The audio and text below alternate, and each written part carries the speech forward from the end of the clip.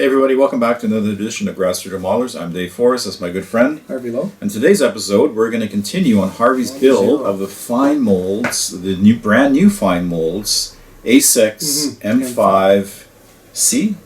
Is there a C or A6 M5? Yeah, model 5.2. Model 520. Not 52, model 5.2. Man, no, that means something. It does mean something. Fuselage and engine. Fuselage and engine modifications. Right, yeah. That's right. So I learned that from, I listened to him, see? I do listen sometimes. Sugoi, arigatou gozaimashita. Alright, so. I may listen, but I don't always understand. Alright, so there's been a couple episodes on the Zero, a lot of inbox reviews. There was a build, as I mentioned before, that Fine Molds did on this. It is a stunningly beautiful kit. However, there are minor. Now, this is being very picky because I think Fine Molds has done an excellent job. It's really good. My job is to point out these little nuances, and I don't think it really affects the build itself or the overall accuracy and effect at the end of the day.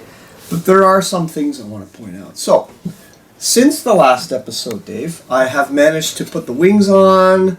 I put this forward fuselage on, and then this tail goes in. So there's really very minor cleanup, and because it's slide molded, there's no seam down. That's really nice. It's really just a mold line. It's tiny, tiny, tiny, very tiny. Except the attachment points. Is there naturally a seam there? No. There is. Okay, no. so like on the 109 there is. Right. Not on the Zero. So the fit is really good to get the wings on. However, there are tiny little hairline microscopic. Now again, we're being picky on the wing root, okay? And we talked about this on your Panther episode, where I love this stuff. It's the Acquiesce, the acrylic. Yeah. Mr. Surfacer. That's great stuff. And then all I did, and I can demonstrate a little later, is you literally take some out of the bottle, and it doesn't smell, of course. I don't thin it. And don't forget, though, they have shelf life. All these things have shelf life. They get thicker over time, but this one is still relatively new. Put it in there, and literally I take a Q-tip with a sharp point. You got some in the lawn there. You might want to wipe that off. Well, then look. See? Easy Easy peasy. Yeah. Right? It's very easy to do. So that was an accident, but it kind of worked out on camera. But it's. And once you're going home with a lump of dried. Yeah, really. And I don't want to get anything on this thing. So that's what I used, and that's all I needed. You don't need putty, because you put putty, you're going to sand away all the. Yeah. No, you could use the Mr. Surfacer and take it off with like alcohol, you could. like the lacquer stuff. Yeah, but this is way easier to work with, right? Longer work time. Yeah. Like you did on your Panther. Yeah. Like I find if you did on your Panther for the texture, it would dry pretty quick. Yes. This stuff gives you a lot of working time. And I mentioned before, I bought it by mistake, but then I started working with it. I go, oh wow, this stuff is really good. And so that's what I did on the wings. Now that's also, these parts here, let me show you. The parts here, they're separate. Those are for the covers. The cannons? The cannons, see the guns go in there. Yeah. The guns go in there. And there's a little landing light there. But they're separate, so they're rounded, right? The only issue is that there's a tiny little step. There's a tiny step. You can feel it. Mm. I don't know when I paint it whether I'll see it because it's very microscopic, but you can feel it. There's a definite step here. There's a tiny step there, and there. You'll notice it less, I guess, under a coat of like eggshell or flap, right? Which this would be, right? Like I'm just being picky. Yeah. Because I really think this is the superb model. Step here, under here. You can feel it. And you can see I've already used some here, see? Just to blend it. Just to blend it in and sand it down a bit and just restore the rivets ever so slightly with a pin or something. Then you're back to... So this stuff is really good for that. I didn't do any putty here. And then applied a bit of that over it and just sanded it. You're fine. Now, let me show you the fit. So this tail's done.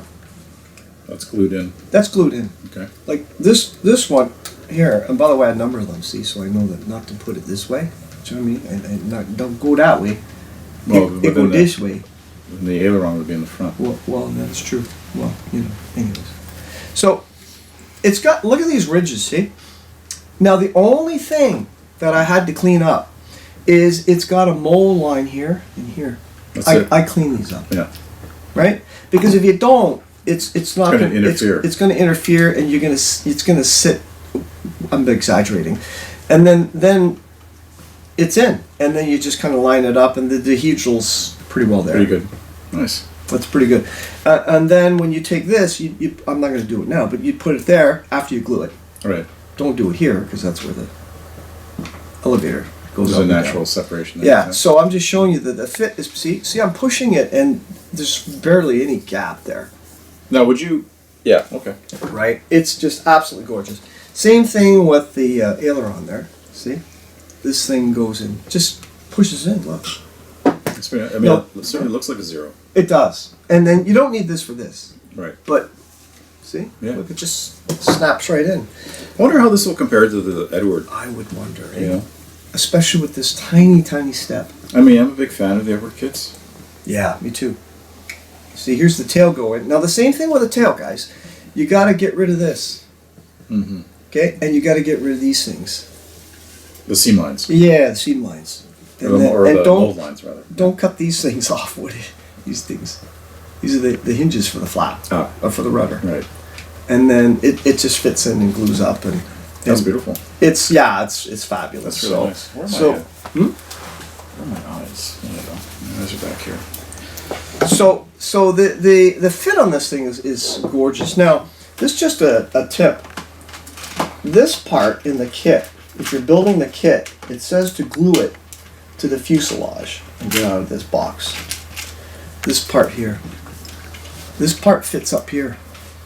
It fits in there. Probably got it the wrong way, but it fits in there like that. It fits right in. Now, what I would suggest is it's black, right? Same as Cowling color. Mm-hmm. I wouldn't glue it. I would paint this first with the green and glue this later, because look how sharp the joint is to the cowling. You have to mask that off. You don't have to mask it. So I would not glue that in later. The cowling goes, the engine goes in there, and it goes. You just paint the whole thing, mask off this if you want. But this stuff you can't see anyways. I don't know why they tell you to paint this, because you can't see the insides there. But basically, I would leave this off, paint it separately, and then it goes on so nice that look at the gap. Yeah, there is. There's nothing. There's none, yeah. See? And be careful this little thing. It's very fragile. Other than that, it's a stunningly good kit. It's mount for the engine, right? The black Yeah. one that's protruding out? Now here's another tip if you're building it. So it gives you several canopy options. Right. One is the I got the. Oh, by the way, I think I mentioned I like these little part holders to. It's got this. See this one here where you can and you insert insert, and the glass goes in. You don't have to mask it. Yeah. Or they give you the traditional one. Now, which one are you going to use? I'm trying this one. And again, by the way, for you zero aficionados, the inside of the framing on these were black, not the green color. They were black. The decking is black. This is black. So the individual window panels fit into that frame from the inside. Yes. Yeah. So you would paint this. So right now it's just black because you just primed it. I'm guessing. Yeah. And the inside, and then the outside you'll spray the fuselage Correct. color. That's a good right? question, dude. So I would now that it's black, because that's the inside color. Right. I would probably mask it with some tape, And just spray the outside. Yeah. and then just glue the thing with white glue. No, that's interesting, right? There's a bit of a dilemma there, I think. In that, like, you're putting in. So here you've got one piece. Yes. Now it's more difficult to work with because you got to mask. You got to mask everything, and that some people are okay with that, and some people hate masking. I'm somewhere in between. But to put it on the model, like it's one piece. Yes. And my kryptonite when it comes to doing aircraft models is canopies. Oh. Like just trying to glue them on and get them where it doesn't, like it's always a bit of a fight for me. This you've got to put in. Each panel is a separate piece. No, it's one piece. Oh, it's one piece. Yes. Oh. I didn't bring it with me, but it's just one That's piece. right. Now that you mention it, I remember that. It just fits it. It's okay, not individual. Never mind. It's not individual. Because that makes sense. see, they thought about people like you that might be challenged in these areas. People like me. Right, and so they said no, but it's a whole piece. It's got the little ridges. You know what I mean, where the frame fits in. Right. So I'm going to try it. Now, I don't know how it fits, but I'm going to try it. Have you tried dry fitting it?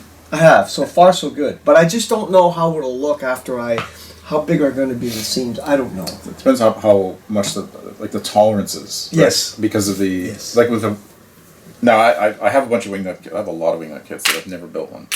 Mm-hmm. But I've heard the tolerances are so tight on those things that paint will throw off. Oh, was that right, eh? Yeah, so the question is, with a coat of paint, does that... That's a good point. How does it throw off the tolerance? That's a very good point. But you'll find out. You'll find out. You'll find out. Because I got to, you know what?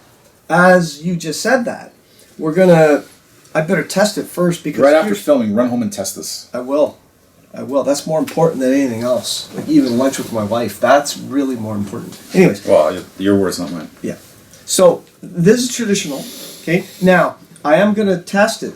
See, I learned everything right on live camera before I use these, because if that doesn't work, I go back to this. Yeah, but exactly. Let's say it works. Then I'm going to use these as a mask. Yeah. So I'll just tack them on. Well, there's still the middle piece. Get it? Yeah. And then I don't have to. That's a very tight and precise masking that I see around the combing, and then spray the whole model. Get it? Yeah. And this acts as your mask. These old canopies, and then when you gently take them off, you should have a clean line between the rear decking and the fuselage. So that's what I'm going to use these extra. But you're right. I'm going to test it first. Beautiful. So that is a nice looking. That is a nice looking Zero. It really is. I love the Zero. It's just a classic combat aircraft, right? I am doing the Saipan. I talked about this already. I'm doing a Saipan Zero. With the dirt on it where they washed it off. I don't know how I'm going to do that, but we'll do that in a future episode. But the only other thing is when I added the cockpit, this is the tub, you remember you saw it in the last episode, that just dry fits in there. It's just amazing. Now, others have said... And it looks to scale. It does. You know? Like it has a scale thickness, seems to me. Yeah. I love it. Now again, this is black and the headrest was black, so I just have to do some artistic and make it a little different. But the headrest. Yeah, the padding itself. Yeah. Now I've heard some people say that when you fit this in, there's a little step here that it doesn't fit properly. I don't know. I didn't have that problem. The only problem I had was this little step here and these tiny little steps there. Feel them. You can feel it, right? There's a little Yeah, a bit. A bit. But under a few coats of primer and paint, I don't know. Yeah, I don't think you're gonna. It's not gonna be like there's other, and you look at there's other panels these Canon access panels. They're raised a bit. And I haven't done it here yet, so you can see, right? Yeah, but that's all molded in. That's done on purpose. There's a tiny little hairline gap because this is a separate panel, but not much. Not much. Yeah, that's fine. You're not gonna. Maybe not, eh? No, just leave it because it came off anyways. Well, yeah, and like there's this whole everything you do, there's risk reward, right? So what's the upside versus the risk of you damaging and having to rescribe? That's correct. Or I think you're right. I will leave it. I think you leave it. Yeah, I don't think it needs anything. So, and these I painted earlier because you could easier to paint that way. And then I mentioned I use these as masks. Even this back here, it's not bad. It's not. I'm just being picky. Yeah. I would definitely get this kit. Don't worry about this. It's fixable. Yeah. And I think I mentioned this last time. I drew these out from the inside, and I'll just use these to mask it off. This is simple. Or you can be lazy and buy those foam P masks or O masks or whatever they're called, which I have a few I haven't used yet. I would love to see you use them. They're just lazy. It's just a lazy person's. So this is thing to spend more money. Aotaki. Aotaki, yeah. Yeah, and I use the Gunzi. There's several ones you can use. I actually did a PowerPoint presentation. I did it with Sam Tegea, the fellow who writes the Osprey books on the Val and a few others. And we did a joint presentation where I actually tested all the manufacturing colors of the Aotaki. They're all kind of the same. No, what was that in real life? That was just like a translucent turquoise. Yeah. Protective coating. Yeah, it was glossy. So they would just spray that right on the on the bare metal. Yeah. And be careful, because it depends on the Zero, and I talked about the previous issue, the Nakajima used this from the wheel wells. Mitsubishi did not. So just check your references. So this was the Gunzi, and then I coated it with any type of acrylic gloss, and I just applied a thin wash of raw umber. That's it. There's no more weathering to it. Just a hint of it, because it's, you know, and back here as well. Other than that, the wings went together beautifully, and there's no. You look at it. There's no dehedral problem because the whole thing has got a what do you call it, a part pin running through it.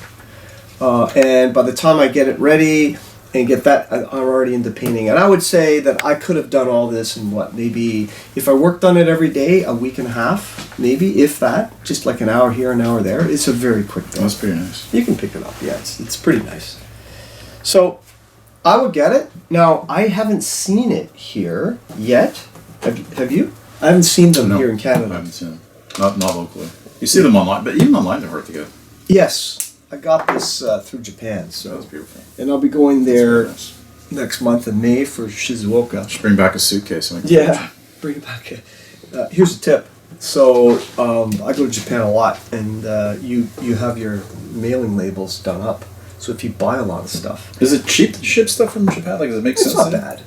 It's just that if you don't want to pack it in your bag and carry it on the airplane. I would just take an empty suitcase. Yes, I'm doing that too, but it's not enough. So, we'll stop it here, and Coming along very nicely. Yeah. Yeah. Really, I can't wait to see. A zero is a this zero. Further progress. Yeah. right. So, All right. thank you, Dave, for having me again. And No, thank you. Talking It's about a zeros. great discussion on the zero. So that's it for this episode. We'll see everybody Okay. next time around. Thanks, Bye-bye. everyone.